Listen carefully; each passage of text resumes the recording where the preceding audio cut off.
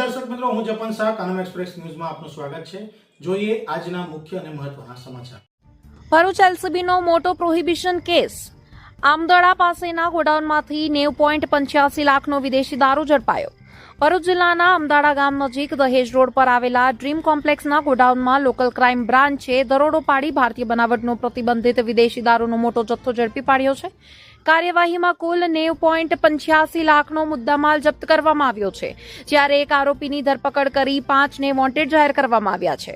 જિલ્લામાં પ્રોહિબિશન સંબંધિત ગુનાઓ પર અંકુશ લાવવા માટે ઉચ્ચ અધિકારીઓની સૂચના અનુસાર એલસીબીની ટીમો સતત વોચમાં હતી।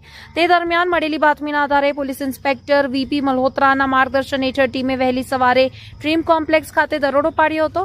દરોડા દરમિયાન ગોડાઉન તેમજ KA51 AK7344 નંબરના આઈસર કન્ટેનરમાંથી 1048 બોક્સ પ્રતિબંધિત વિદેશી દારૂ મળી આવ્યો હતો।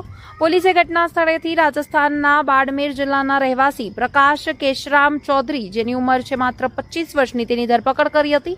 પૂછપરછ દરમિયાન આરોપીએ રાજસ્થાન અને મહેસાણાના અન્ય સાગીરતો સાથે મળી દારૂનો જથ્થો ગોડાઉનમાં સંતાડી આસપાસના જિલ્લાઓમાં નાના વાહનો મારફતે સપ્લાય કરવાની યોજના હોવાનું કબૂલ્યું હતું। દરોડા દરમિયાન અન્ય 5 આરોપીઓ ફરાર થઈ ગયા હોવાનું સામે આવ્યું છે, જેને પોલીસે વોન્ટેડ જાહેર કર્યા છે।